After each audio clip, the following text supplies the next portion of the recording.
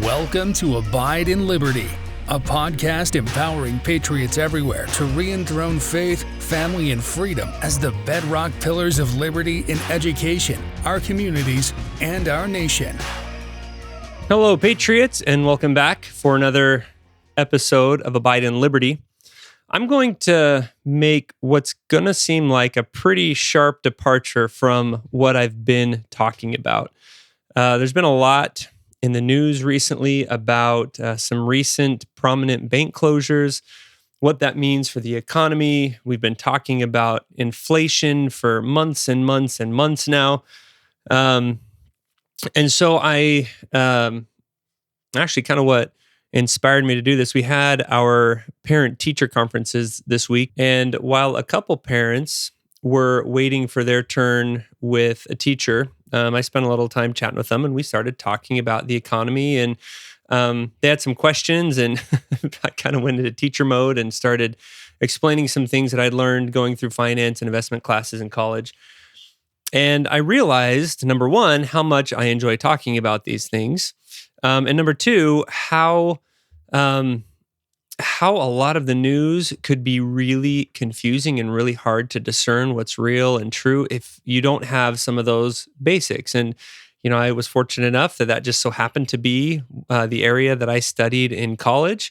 So I wanted to share some of those basics with you to kind of help decipher why these banks failed, what the big deal is, and what that means for the future of our country, and then tie that back to principles of freedom that we talked about with the 5,000-year leap. So this is going to be a multi-segment, a multi-podcast series. This is not something that there's any way I could do justice to in 20 minutes, because I really want to take the time to explain and talk through all the pieces of this and how they work before trying to tie it all together and explain where we are now. And just also, please beware that even going through this over multiple weeks, I'm just barely scratching the surface of all the variables that come at play. But there are some main components of the macroeconomy. There are some main components that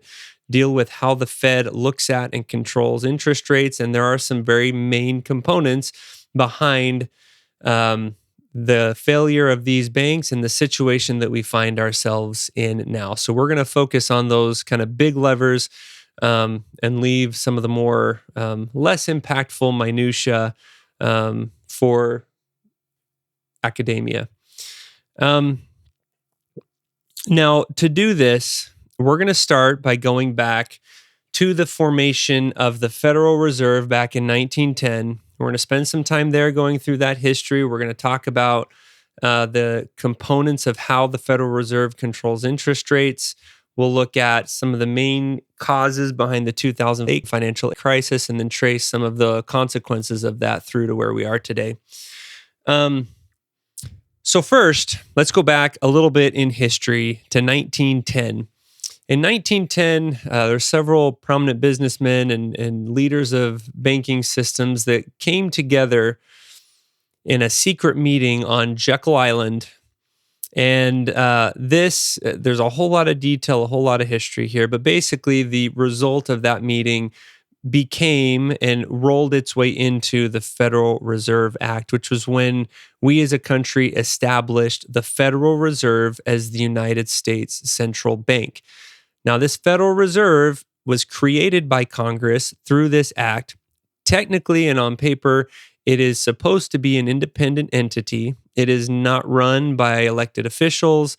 It is supposedly a private bank, but it's been given this charter to do a couple things. Now, in theory, it's independent, but as anyone would be aware, when you've got something that is that closely tied to the government, when the government is what gave you your being, that gave you your charter, there's a lot of strings that kind of keep the government and the Federal Reserve very closely linked and working together. But so the purpose of establishing the Federal Reserve was to provide stability, to prevent recessions, and to help facilitate payments, to help payments be able to be processed more quickly and allow US-based businesses to quickly do business with other countries and go through the exchange rate process that much quicker.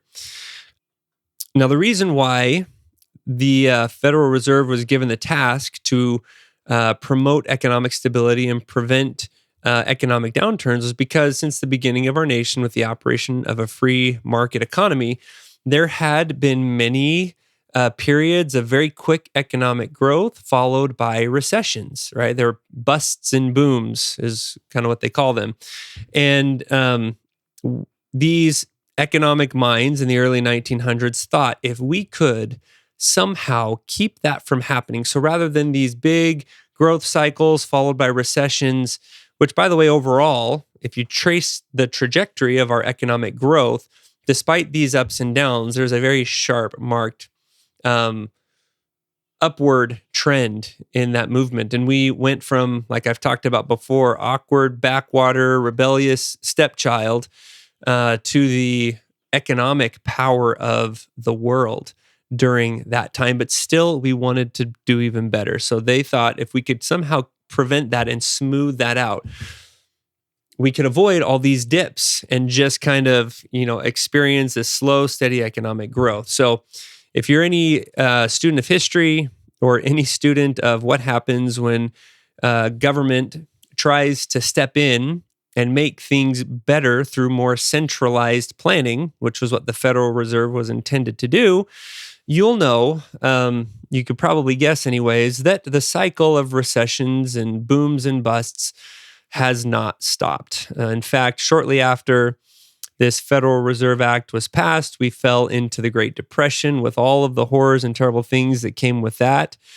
And really, it's as independent and objective scholars look at this, it's really unclear whether the Federal Reserve has been successful in its charter to make it better than it was before. There are some who theorize that the intervention of the federal government has not prevented what is a naturally occurring cycle of booms and busts in a similar way that the globe experiences natural cycles of cooling and heating.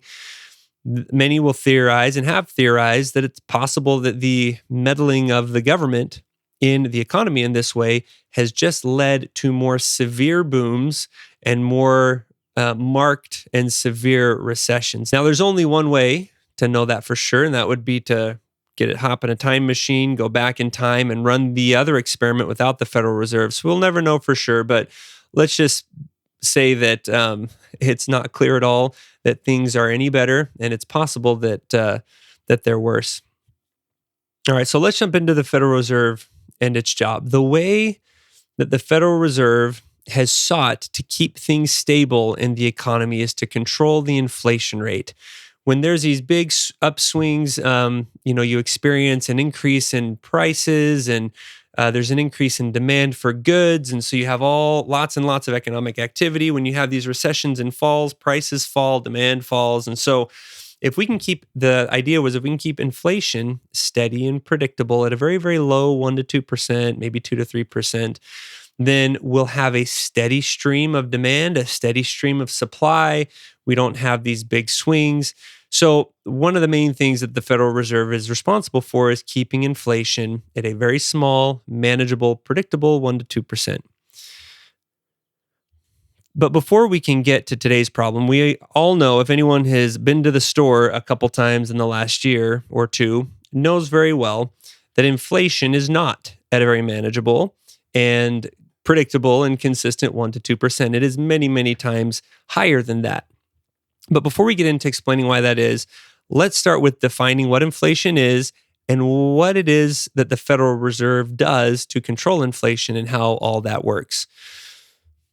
So, inflation is defined as too many dollars chasing too few goods. So, to illustrate this, we're going to create a make-believe economy where in this economy, there's very few of us, and there's only one thing that any of us cares about buying or selling, and that is basketballs. So if I'm the maker of basketballs, and I have 10 for sale, and the total number of dollars out there in the economy for people to buy my basketballs is $100, then each basketball I will sell for $10 each, right? $10 per basketball. There's 10 basketballs, $100 in the economy.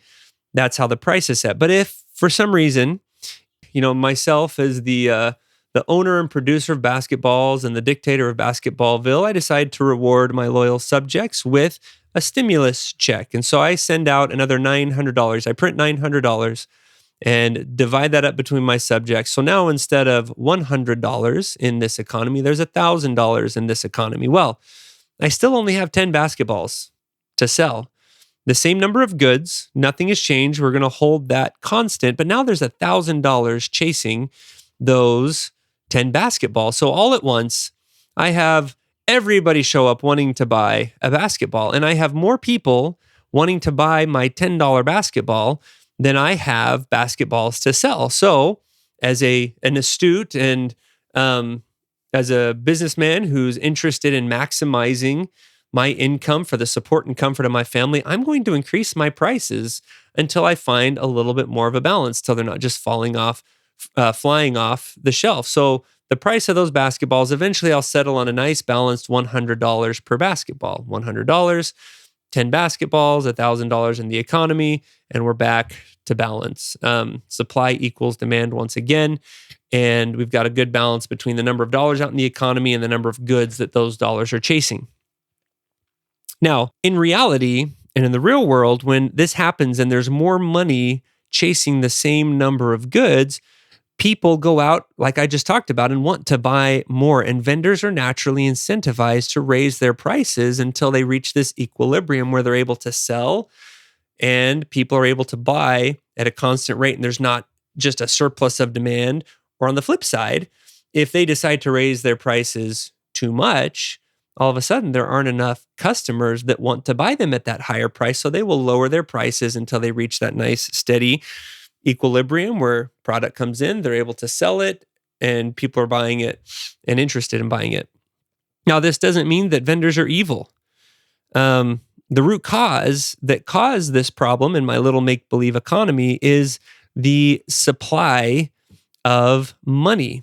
Any rational person, any self-interested business person is going to try to make the best living for themselves and for their family, and they would all do the same type of thing. It is natural. It's human nature. And actually, as Adam Smith demonstrates in The Wealth of Nations, it's a good thing. All of us in a free market economy trying to do the best things for us and for our families result in all these decisions being made at an individual level and a balanced economy with supply and demand equal and balanced with each other. So I mentioned before that the Federal Reserves, we're going to call them the Fed from now on, their stated goal is to control inflation at this predictable 1% to 2%. Now, this is a small enough growth in prices that we don't feel a whole lot of pain from that from year to year. And it's also slow enough price growth that companies can keep pace with it. And they can adjust salaries accordingly so that the purchasing power of their employees doesn't evaporate overnight. It doesn't evaporate at all because prices go up. Employers are able to increase salaries to keep in lockstep with it, and everybody's happy. So how do they keep inflation at that rate? So there's really three main ways that they do this. In order to explain the first, we have to talk about what bank reserves are and what fractional banking is. So reserves, any bank, the government establishes by law a percentage of their cash that banks are required to keep in their vaults, to keep in reserve. Now, some of them keep it in vaults. A lot of them will keep it in other accounts or with other banks. But they have to keep a certain amount of cash on hand at any time so that if you and I walk in to the office and I want to pull $100 out, they've got enough and more to be able to pull that out of the vault and give it to us. Currently, the required reserve amount is 10% for very large banks and then 3% for smaller banks. So they have to keep 10% cash on hand or 3% respectively. Now, the way this works and what that means is the rest of their cash, they're able to give out in loans. So let's go through a very simple banking example. If I, as a depositor, I've got $100, I just got paid doing whatever, selling basketballs, right? I sold all 10 of my basketballs for $10. Now I'm going to go take that and park that money somewhere. I don't want to stick it under my mattress. I don't want to trust it in my wallet. So I'm going to go put it in this bank. So I'm going to go deposit it with a bank that has a 10% reserve requirement. So I give that money to them, and on their balance sheet, that bank shows that they now have a liability of $100. They owe me that $100. They just don't get to keep it. But what they are allowed to do is they're allowed to take 90%, because they have to keep 10% in reserve. They can go take 90% of that amount that I've deposited with them and loan it out to you. And let's say you want to take that $90 and you want to go do something else with it. It doesn't really matter, but you get a loan from that bank for $90. Then you take that $90 and you go to your bank and deposit it there. And so now all of a sudden you have $90 to spend. I have $100 to spend. Hypothetically, I should be able to go get that money back out and go spend it on something else. That's still my money. But now you have $90 to go spend on whatever it is you're going to do. You have to pay it back eventually. But what has happened is there's an additional $90 in the economy that was created from this fractional banking system. The fact that the bank can go and lend your money to someone else that they can go spend on other things. So let's say that person goes and buys a house with that $90. Well, the person who sold them that house takes the $90, goes and deposits it in their bank, and their bank is required to keep, again, 10% of that. So that's $9, but the other $81, they can go and spend on something else. So now they take their $81. Yeah, so then once they go spend that money and they go buy a car, that car dealership takes their $81, goes and deposits it in their bank. That bank is required to keep 10% in reserve, which is $8.1, $8.10. And the other, that bank can loan out. So you're creating, every time this happens, you're creating money in the economy out of that $100. So if you, mathematically, the way that it works, if you follow that example all the way through to its logical end, a 10% reserve requirement will create 10 times the amount of money that was originally deposited. If every single person along the way takes every cent, deposits it in a bank, and that bank in turn goes and deposits it. But it does create a lot of extra money. So it's the reciprocal. If 10% is 1/10, so a 1/10 reserve requirement will create a 10 times money multiplier. If you have a 1/4, where 1/4 of all the funds that a bank receives, they're required to keep in reserve, they'll be able to go loan the other 3/4, and it will create a 4 times multiplier. So whatever the fractional reserve requirement is, you take the reciprocal of that, and that's the money multiplier. That's the amount of additional money that's created, which when I first heard about this blew my mind that money could just be created out of thin air like that, but it is. It's kind of nuts when you really start to think about it. So that's one way that the Federal Reserve can manipulate the money supply. If they want to increase the money supply in the economy, they can lower the fractional reserve requirement. So in the case of my $100 with a 10% reserve requirement, there's a 10 times multiplier. So that $100 will create 10 times that amount. So my $100 will create $1,000 in the economy. And let's say that's not enough. We're struggling economically. The Federal Reserve wants to get more money out there so people have more money to buy things, and they want to stimulate the economy. They could drop that reserve requirement to 5%. So that fraction now is 1/20th of everything they receive, they're required to keep, and the other 19/20ths they can loan out. So the money multiplier there, the reciprocal of 1/20th is 20. So my $100 now doesn't create $1,000 in the economy. It creates 20 times 100, which is $2,000. And the opposite is true. If the economy is going too crazy, inflation's going nuts, they want to decrease the money supply. There's too many dollars chasing too few goods, and they want to suck that money supply out. They can increase the fractional reserve requirement from a 10th to a 4th. So then the money multiplier goes from 10x, 10 times to 4 times. My $100, instead of creating $1,000, creates only $400. Now, as you can imagine, because not everybody follows that process exactly, it's not exactly completely scientific that everyone goes and takes and deposits it all in their account and the bank loans out exactly 90%. That's a good lever that they can pull if they want to make big swings, but it's not great for fine-tuning inflation and keeping it a really tight control. So another lever that they can pull is through interest rates. And this is related to this fractional banking, but the way that they control interest rates is if interest rates are high, there will be less people who want loans. So you'll have the banks lending less money, which means that money multiplier is dampened. The effect of that is dampened, right? So this is kind of a good fine-tuning activity. You got big muscle movements with that fractional reserve amount, and now we can kind of dampen or amplify the effect of that fractional banking as we adjust and kind of tweak these interest rates.